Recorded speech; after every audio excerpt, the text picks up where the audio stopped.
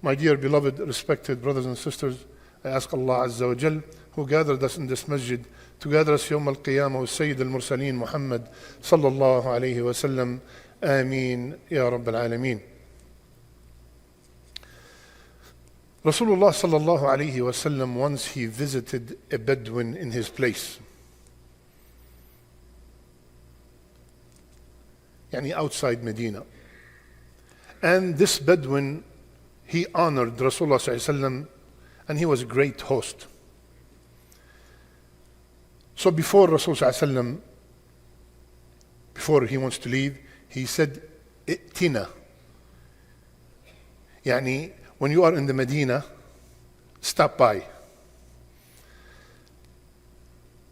After a short period of time, the man went to the Medina and he went to Rasulullah sallallahu alayhi wa sallam. Rasulullah sallallahu alayhi wa sallam, he reciprocated the hospitality and more. And then before the Bedouin wants to leave, Rasulullah sallallahu alayhi wa sallam, he told him two words that are the dream of every Muslim. He said, "Sal hajatak." What do you want? Ask. What do you want? So the man, the Bedouin, he said, "ناقة نركبها وأعنز تحلبها أهلي." I just need a camel to ride and some goats for my family to milk. He said, "Sal hajataka ya Arabi." He repeated the question, Rasulullah sallallahu alaihi wasallam, "What do you want, ya Arabi?" He said, "ناقة نركبها وأعنز تحلبها أهلي." He repeated the same request. A camel for myself and some goats for my family to milk. So Rasulullah sallallahu alaihi wasallam, he told him, أعجزت أن تكون مثل عجوز بني إسرائيل.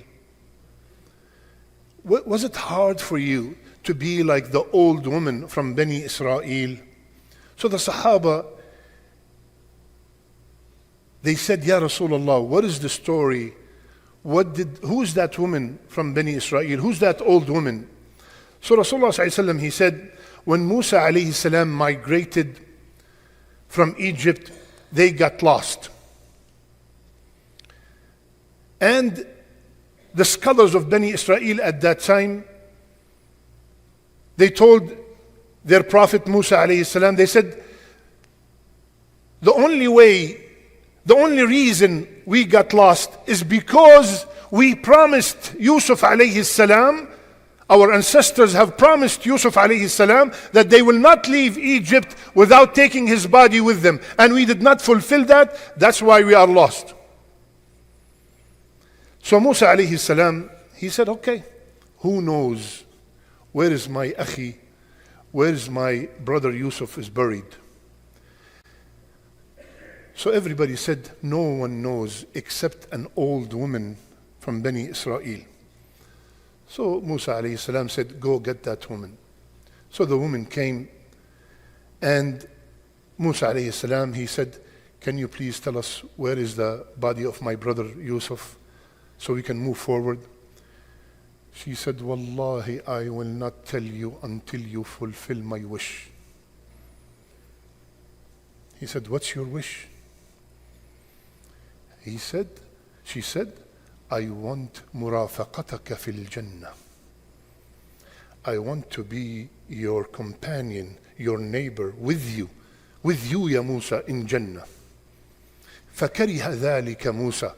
Musa alayhi salam did not like this because Jannah is not in his hands. Allah revealed to Musa, "Give her her wish."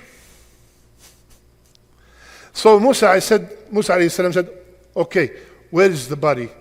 You got your wish." So she took them to a pond. She told them to take the water out of the pond. She pointed at the grave. Long story short, they took the body of Yusuf alayhi salam, and SubhanAllah, immediately all the path was shining like daylight where they're supposed to go. And Rasulullah sallallahu alaihi wasallam ended the story here. My brothers and sisters, one of the greatest methods of teaching is narrating stories. And that is very well known in the Quran and in the Sunnah of Rasulullah sallallahu alayhi wasallam. There are many lessons in this story. Let me see how many I can cover today, inshaAllah ta'ala. Number one, and the most important lesson, and because I knew today that there will be many of my young brothers and sisters are out of school, the first lesson is aim high. Aim high. Raise the bar. وَاللَّيْلِ إِذَا يَغْشَى وَالنَّهَارِ إِذَا تَجَلَّى وَمَا خَلَقَ الذَّكَرَ وَالْأُنثَى إِنَّ سَعْيَكُمْ لَشَتَّى.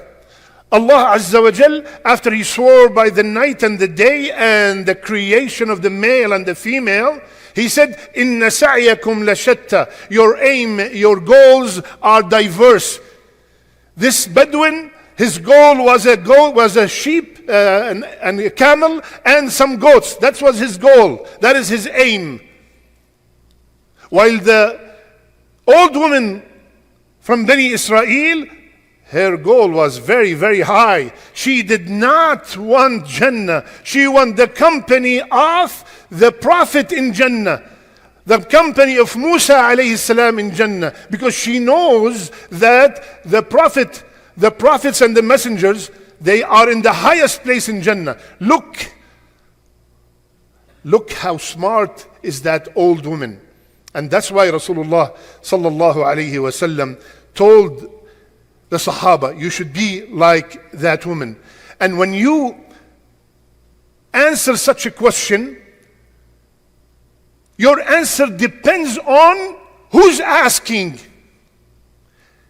If a young kid, a young normal man asks me, what do you want? My response will be different if a king asks me, what do you want?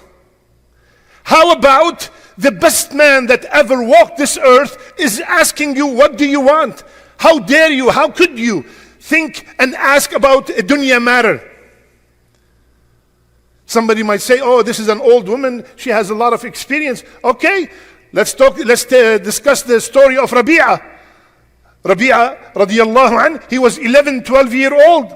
And he used to hang out at the door of Rasulullah sallallahu at night and have some water that is ready for wudu, just in case Rasulullah sallallahu woke up and he wants wudu. Rabia wants to be there to serve him. So Rasulullah sallallahu opened the door and he saw Rabia. Ya Rabia, what are you doing here in the middle of the night? He said, Ya Rasulullah, I was thinking, what if you get up in the middle of the night and you want water?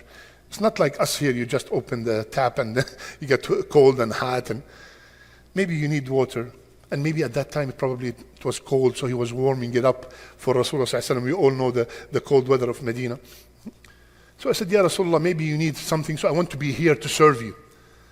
So Rasulullah sallallahu alaihi wasallam, he told Rabia, 11, 12-year-old, if you ask a 12-year-old right now, what do you want? iPad, iPhone, this, that, right? What did Rabia ask for? Ya Rabia, sal hajatak. What do you want, Ya Rabia? He said, Ya Rasulullah, I want murafaqataka fil Jannah. I want your company in Jannah. Allahu Akbar. 11-year-old. Look at the Sahaba, subhanallah. From that age, they're aiming high. So he said the famous statement, أعني على ذلك بكثرة السجود. Ya Rabia, you want that goal? So help me help you by making a lot of salat. And Rasulullah sallallahu alaihi wasallam himself told us in another hadith, he said, احرص على ما ينفعك. احرص على ما ينفعك. واستعن بالله ولا تعجز. Be keen on what benefits you. Be keen on what benefits you. And seek help from Allah, and don't ever give up. Subhanallah. Now we go to all kinds of seminars and motivational speakers to tell us words that our teacher have told us 1400 years ago. Don't ever give up. Don't ever give up. Do not feel helpless. So my brothers and sisters, do not just be a doctor. Be the best doctor, be the best engineer, be the best accountant, be the best businessman. Aim high. Aim high. This is the main lesson for Rasulullah sallallahu in this story. Muawiyah radiallahu anhu, he once said to Amr ibn al-As, he said, listen carefully, SubhanAllah, he said, a person who seeks something great must risk something significant. What are some of the tools that will help in me raising or aiming high, raising the bar? Number one, knowledge of the goal. Knowledge of the goal. When I know that what Allah promised to the believer is Jannat عرضها السماوات والأرض ما لا عين رأت ولا أذن سمعت ولا خطر على قلب بشر. Allah the Creator, describing Jannah, He said, no eye has ever seen, no ear has ever heard what's in Jannah, and no mind can perceive what's in Jannah. So if you think about it and you dream it, and if all the Hollywood directors, they all gathered to make a movie about Jannah with all their resources and their money, that's not it. It's better. So when I know the goal, when I know the gift, when I know the prize, that will help me raise the bar and work hard, because it is worth it. The one who designed the Jannah is Al-Jameel himself, is Al-Kareem himself, is Al-Ghani himself. The second tool, read the biography of the great men like Rasulullah sallallahu alayhi wasallam and whoever came after him. That will aspire us to aim high. Listen to this story. A man was building a fence between his bustan and his neighbor's bustan, between his garden and his neighbor's garden. As he's building the fence, it hit a palm tree. So he told the neighbor, give me the palm tree so I can finish, so I can make it mine and include it in my bustan. He said, no. He said, Ya akhi, please give me the palm tree. He said, no. So the man went to Rasulullah sallallahu alaihi wasallam, said, Ya Rasulullah, I'm building a fence and a palm tree stopped me, and I told my neighbor to give it to me, and he refused. So Rasulullah sallallahu alaihi wasallam asked for the other man to come, and he said, أعطي النخلة لأخيك. Give the palm tree to your brother. The man said no to Rasulullah sallallahu alaihi wasallam. He said, أعطيه النخلة ولك مثلها في الجنة. Look at this offer. He said, give him the palm tree and you got a palm tree in Jannah. The man said no. Who was in the crowd? A man that aims high. He went after the man who owns the palm tree.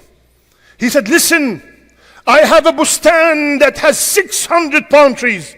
It's all yours. Just give me that palm tree. Who would refuse such a deal? The man said, the bustan is yours. The other man said, the palm tree is yours. Immediately, Abu Dahdah ran back to Rasulullah sallallahu alaihi wasallam, and the man was still there. He said, the palm tree is yours. I just bought it and I gave it to you. Ya Rasulullah, do I have a palm tree in Jannah now? كم من عذق رداح لأبي الدحداح في الجنة. How many palm trees full of fruits for Abu Dahdah in Jannah? Look at this businessman. Because he knows if he have a tree in Jannah, what does that mean? I am in Jannah. I have a tree in Jannah and I'm not in Jannah. I'm in Jannah. Look at this business, 600. You know what 600 palm trees mean? 600 businesses. Each tree is a business. So when you read the life and the biography of these men, it will aspire you to aim high. Umar ibn Abdul Aziz radiyallahu anhu, he used to say, إن لي نفس تواقة وما حققت شيء إلا تاقت لما هو أعلى منه. تاقت نفسي إلى الإمارة فتوليتها، ثم تاقت إلى الخلافة فنلتها، والآن تاقت نفسي إلى الجنة فأرجو أن أكون من أهلها. Umar ibn Abdul Aziz, he said, I have an ambitious soul. I wanted to become the Amir. I became the Amir, the governor. Then I wanted to be the Khalifa, and I became the Khalifa. Not because he wants fame, because he wants justice. And then now my nafs is looking for Jannah, and I beg Allah to make me from the people of Jannah. I beg that Allah will make us all from the people of Jannah.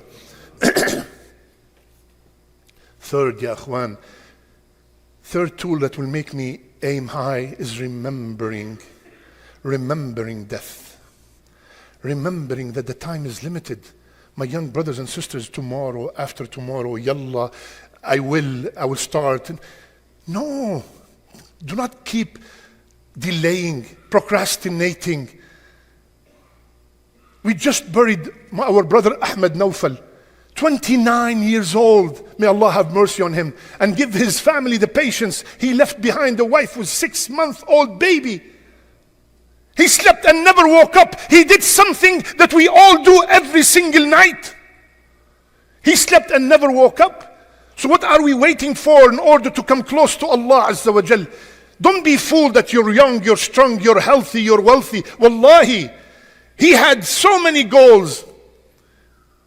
Remembering death will make me know that it's a very short period of time. Yalla, let me do as much as I can. Let me get as close as possible to Allah. Let me spend as much as I can.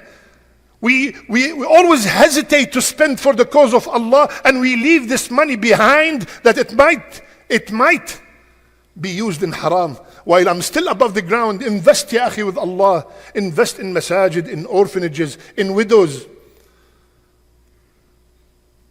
Remembering death will make me aim high and work hard, because every breath that I take is one step closer to my grave. Allah subhanahu wa ta'ala loves the people who aim high. And if you notice in the Quran, always Allah subhanahu wa ta'ala is using sari'u, rush, sabiqu, race. وفي ذلك فليتنافس المتنافسون, compete. فاستبقوا الخيرات, always rush. Because Allah subhanahu wa ta'ala wants us to be successful. وأنتم الأعلون, to be the superior. Fifth, ask Allah Azza wa Jal. Fifth tool to aim high, ask Allah Azza wa Jal to give you the energy. Rasulullah sallallahu alaihi wasallam used to seek refuge from kasal, from laziness. Allahumma inni a'udhu bika min al-ajzi wal-kasal. He used to ask Allah subhanahu wa ta'ala to protect him from laziness.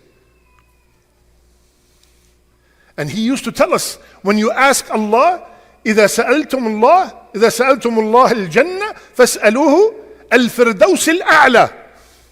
When you ask Allah to the Jannah, because sometimes you hear, especially the youth, يا أخي, I just want to crawl into Jannah. لا يا حبيبي, why you want to crawl into Jannah? Would you like to live here in just a cave and eat khibz wa zaytun? No, you want the best in dunya. Why don't you want the best in akhirah? Allah Rasul sallallahu himself told us, when you ask for the firdaus al-a'la, aim high.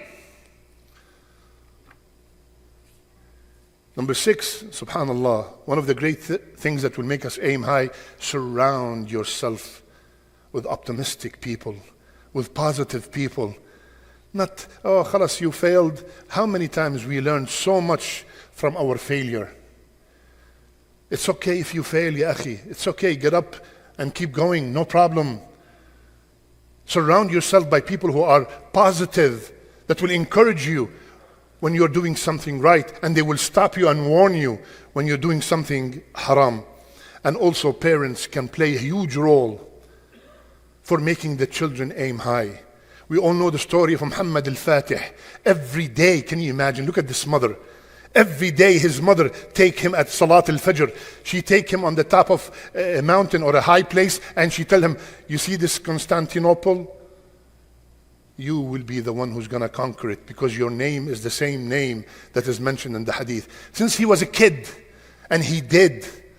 The father of Salah ad-Din, he used to see Salah ad-Din playing with the kids. He used to take him out. He said, I did not bring you to this life to sit down and play. I want you to liberate the Aqsa.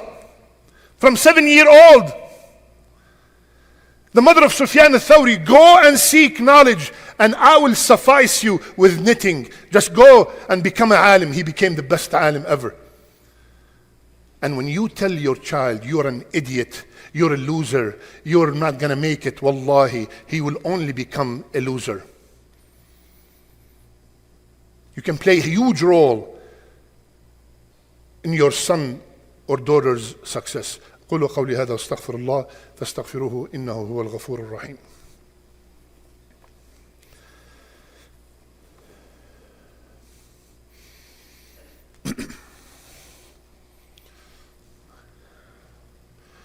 بسم الله وحده والصلاة والسلام على من لا نبي بعده.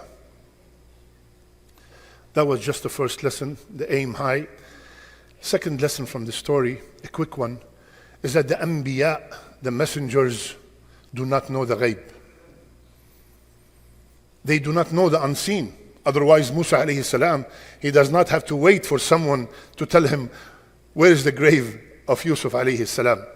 Third, when we encounter blocks in our life, when we encounter hardships in our life, obstacles in our life, check that you did not follow the promise that you gave to Rasulullah sallallahu alayhi wasallam. The people were lost. They were lost because they did not follow the promise they gave Yusuf alayhi salam. When I and you, we said, La ilaha illallah, Muhammad Rasulullah, when we said this statement, we have promised Rasulullah sallallahu alaihi wasallam to do our best to stay on Tawheed and to follow his sunnah.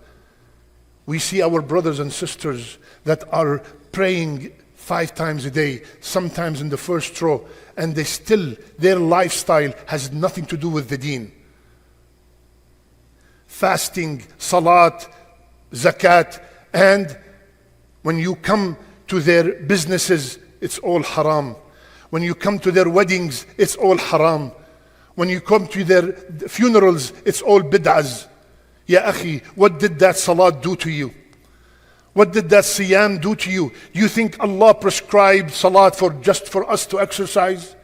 And He prescribed siyam for us to get hungry?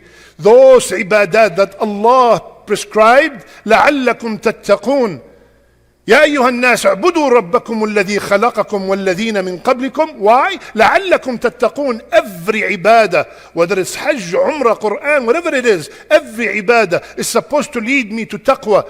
Every salat I pray is supposed to make me feel I'm closer to Allah. Is that the case, ya akhi? Sometimes we have no clue what I myself recited in the first rak'ah because I am so worried to go back to the dunya matters. We have people, as I'm giving the khutbah, they cannot stop texting and checking their social media. They cannot. Look at this. Allah Azza wa Jal, from the whole week, He told us, take half an hour, only half an hour off from dunya. And I can't. I'm addicted to dunya. I can't. While the Shaykh is talking, I have to text. I have to check my messages. La ilaha illallah. Inna lillah wa inna ilayhi raji'un. Ya akhi, you cannot wait. The Jews had the whole Saturday. We have half an hour. Half an hour.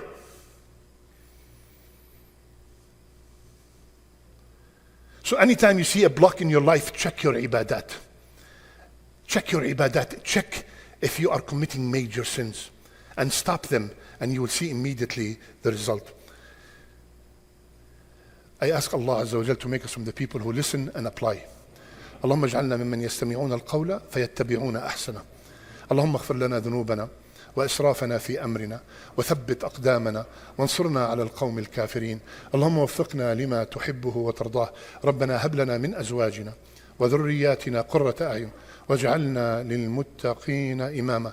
ربنا آتنا في الدنيا حسنة وفي الآخرة حسنة وقنا عذاب النار. ربنا لا تزغ قلوبنا بعد إذ هديتنا وهب لنا من لدنك رحمة إنك أنت الوهاب.